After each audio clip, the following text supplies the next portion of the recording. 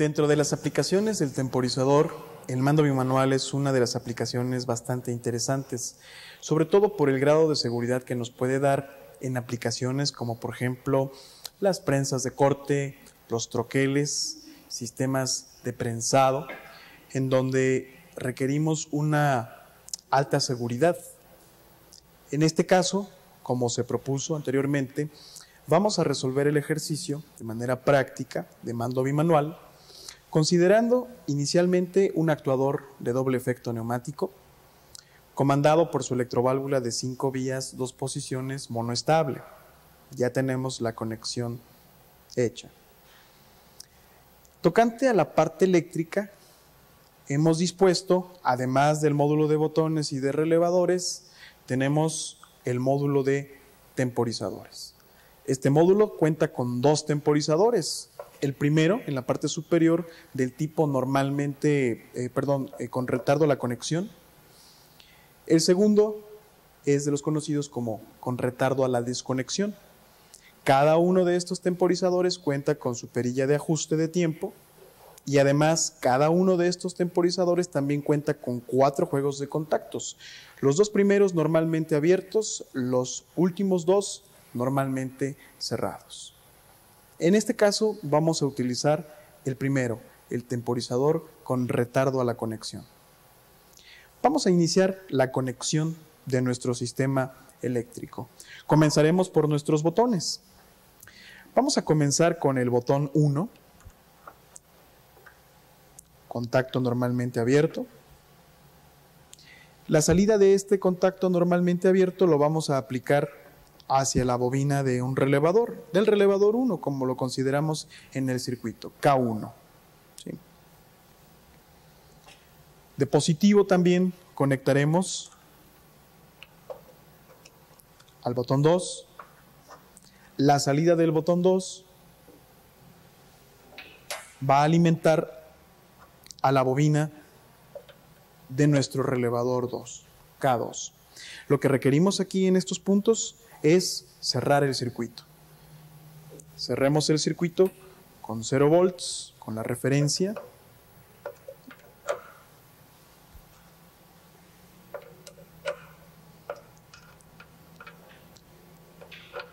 Y nuestro sistema de señalización ya está debidamente conectado. Ahora, estos contactos de los relevadores, los normalmente abiertos, como lo tienen en su circuito, los vamos a alimentar de positivo.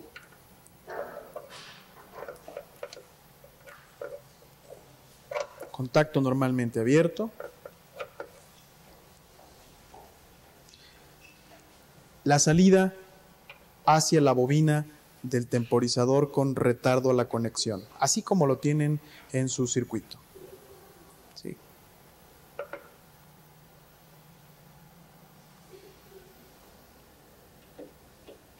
También de positivo conectaremos el primer contacto del relevador 2 o de K2, que es propiamente la señal de nuestro botón 2. Este también irá a la bobina del temporizador con retardo a la conexión. Cerramos el circuito con 0 volts. Hasta aquí llevamos todo lo que es la parte de señalización. Ahora bien, la parte de potencia, la que ustedes tienen en su extremo derecho del diagrama esquemático, bueno, esa parte es propiamente la parte que nos va a memorizar nuestro sistema y la que nos va a mantener la prensa en un momento dado activado. ¿Cómo lo vamos a llevar a cabo? Bueno, iniciaremos con la conexión de positivo hacia un contacto normalmente cerrado del temporizador con retardo a la conexión. La salida de este contacto normalmente cerrado irá al normalmente abierto de K1, que es la señal de nuestro primer botón, a este punto. La salida de este conectará directamente hacia un contacto normalmente abierto del relevador K2. La salida de este contacto normalmente abierto va a energizar a nuestra bobina de retención, a nuestro relevador de retención, que es el relevador K3. Este lo vamos también a conectar a referencia.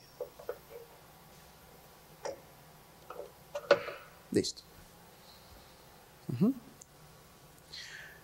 En este caso requerimos un sistema de retroalimentación, un enclavamiento de positivo. Conectaremos a nuestro contacto normalmente abierto, que nos va a servir como retención, y la salida de ese normalmente abierto va a aplicarse a la salida del normalmente cerrado que tenemos aquí de nuestro temporizador. ¿Sí? A este punto. Lo único que nos hace falta pues es propiamente conectar nuestra solenoide. La conexión de la solenoide la vamos a hacer de la siguiente forma. De positivo alimentaremos a un contacto de este relevador K3, ¿sí? Normalmente abierto. La señal de salida de este normalmente abierto irá hacia nuestra solenoide. Finalmente, nos resta cerrar el circuito a referencia. El sistema entonces se ha conectado de acuerdo al diagrama esquemático que ustedes tienen en este momento. Vamos a probar nuestra parte neumática únicamente. Abrimos la válvula y actuamos nuestra electroválvula de mando. De esta manera comprobamos que la parte neumática funciona. A continuación vamos a hacer el encendido de la fuente de alimentación. Encendemos nuestra circuitería y nos percatamos de que el tiempo esté ajustado al mínimo en el temporizador. La perilla está al mínimo, porque en esta aplicación, mientras menor sea el tiempo, el control será más efectivo. Entonces, en la propuesta nosotros veíamos que si una persona mantenía pulsado un botón y después, sin soltar este botón, pulsaba el siguiente, el sistema debe de inhibirse, ¿cierto? Ahora, ¿qué pasaría si quisiéramos engañar al sistema? Soltamos el primer botón que pulsamos y lo volvemos a pulsar. Tampoco funciona. Lo que yo necesito hacer como operador del sistema es liberar ambos botones y tratar de pulsar ambos al mismo tiempo. De tal suerte que si lo hago de esa forma, bueno, tengo el resultado requerido. ¿Qué va a pasar cuando liberemos cualquiera de los botones? Vamos a pensar el de superior. El sistema deja de funcionar, se regresa. Si yo quisiera volver a actuarlo, no es posible. El sistema de control entonces está cumpliendo con su objetivo. De ahí el nombre de mando bimanual. Necesitamos ambas manos para que el sistema funcione y de esta manera se eviten muchos accidentes.